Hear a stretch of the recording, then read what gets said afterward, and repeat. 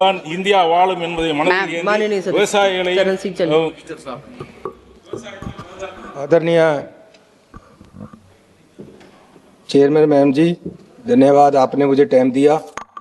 इससे पहले कि मैं एग्रीकल्चर बजट पे आऊँ, मैं 3-4 बातें रखनी चाहता हूँ कि पंजाब में बाढ़ आई, लेकिन दोनों सरकारों में से केंद्र और पंजाब सरकार किसान के, मजदूर के, अफेक्टेड लोगों के साथ नहीं खड़ी हुई।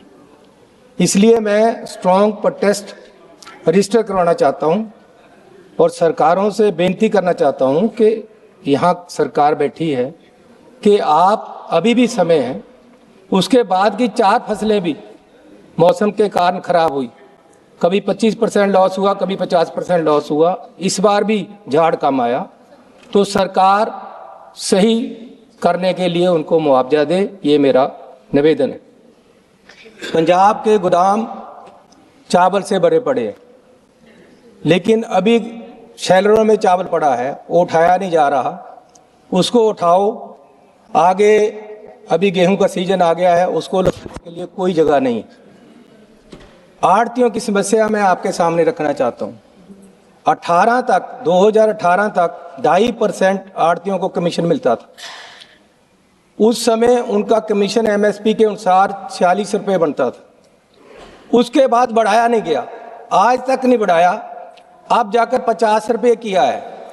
लेकिन मेरा निवेदन है कि उनका जो हक बनता है, जो अदरवाइज भी ये स्टेट सब्जेक्ट है, स्टेट ने तय करना होता है, लेकिन आपने आज तक उनका सही एक तो बकाया दो और आगे से 2.5% के हिसाब से उनके पैसे मिलने चाहिए। और इसी के साथ मैं आपसे निवेदन करना चाहता हूं कि जो फसल बीमा योजना है, उसको इस तरीके से जो उसमें खामियां पूरी करो कि गाड़ी का एक्सीडेंट हो जाए, एक बम्पर टूट जाए तो उसके भी पैसे मिलते, लेकिन यहाँ 75% तक जब तक लॉस नहीं होता तो पैसा ही नहीं मिलता।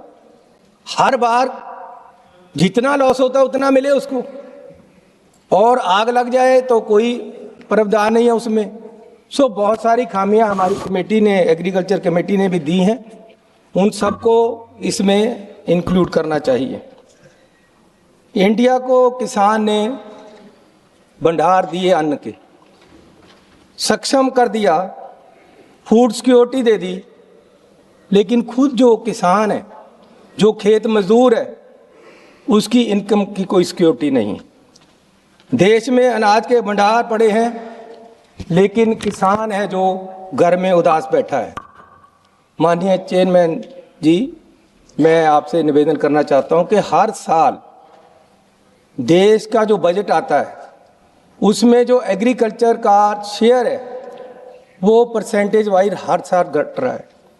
22-23 में 3.14% था, 23-24 में 2 रह गया, और अब 26-27 में आकर 2.44 रह गया। हर साल के केंद्र के बजट में जो एग्रीकल्चर का शेयर है वो कम हो जाता है, और ऐसे ही 22-23 में से आज तक बजट है जो 35% 94% बढ़ा, 35% 94%, लेकिन उसमें एग्रीकल्चर का हिस्सा सिर्फ 5% बढ़ा।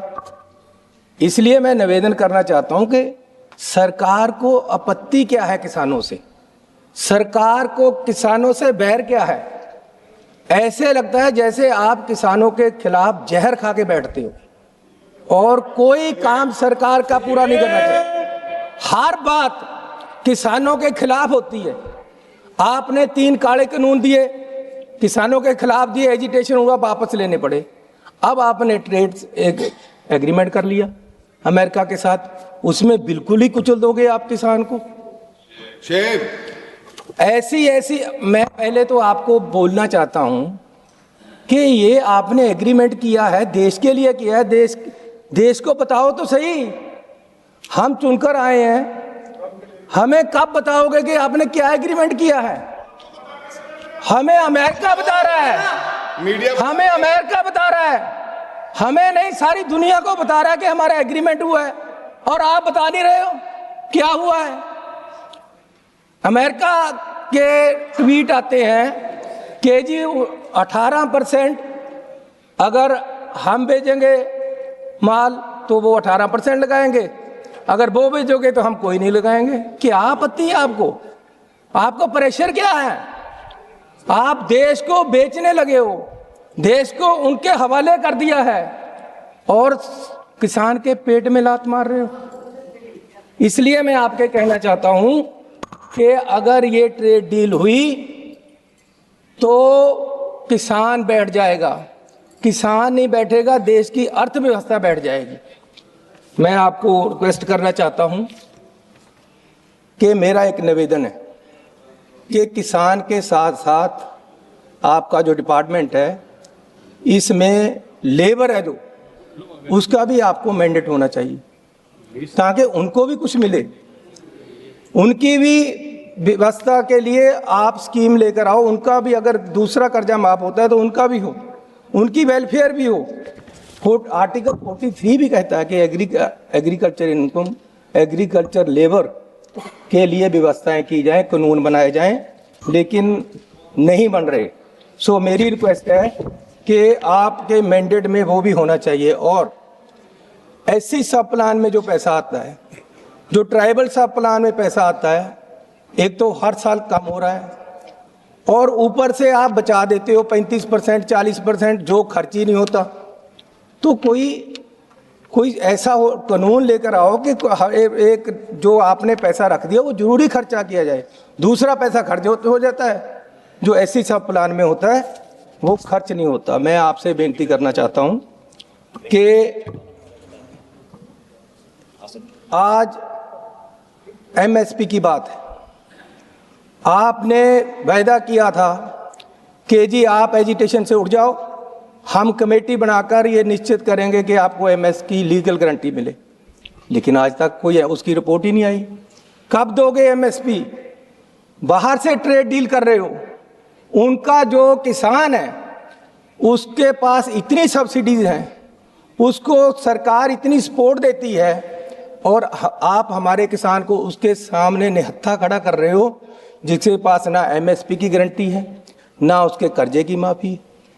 एक मैं रैली में माननीय प्रधानमंत्री जी का भाषण सुन रहा था चुनाव से पहले, वो कह रहे हैं कि किसान भाइयों बीजेपी की सरकार आएगी, सबसे पहला काम ये होगा कि आपके कर्जे पे वो खत्म कर दिया जाएगा पहली ही मीटिंग में, और ये मेरी जिम्मेवारी होगी।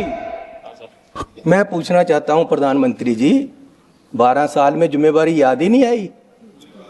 कब याद करोगे कि आपने वादा किया था किसानों से? कब याद करोगे कि आपने खेत मजदूर से वादा किया था?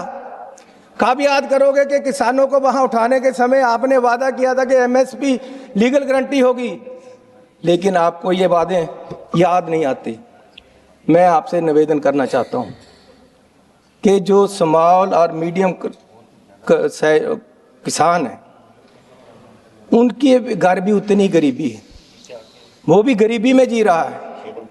उसके बच्चे की पढ़ाई का उसको होता है कि मैं कहाँ पढ़ाऊँ, कैसे पढ़ाऊँ, पैसे नहीं। तो मेरा सरकार से निवेदन है कि जो स्मॉल और मीडियम क्लास के किसान हैं, उनके बच्चों के लिए एक नेशनल स्कॉलरशिप स्कीम शुरू की जाए ताकि उनके बच्चे भी अच्छे कॉलेजों में पढ़ सकें, अच्छे स्कूलों में पढ़ सकें, उनकी भी बच्चे आगे आ सकें। मैंने पंजाब का एक वो देखा जो अभी पीसीएस भर्ती हुए, उनमें 5% भी किसान के बच्चे नहीं।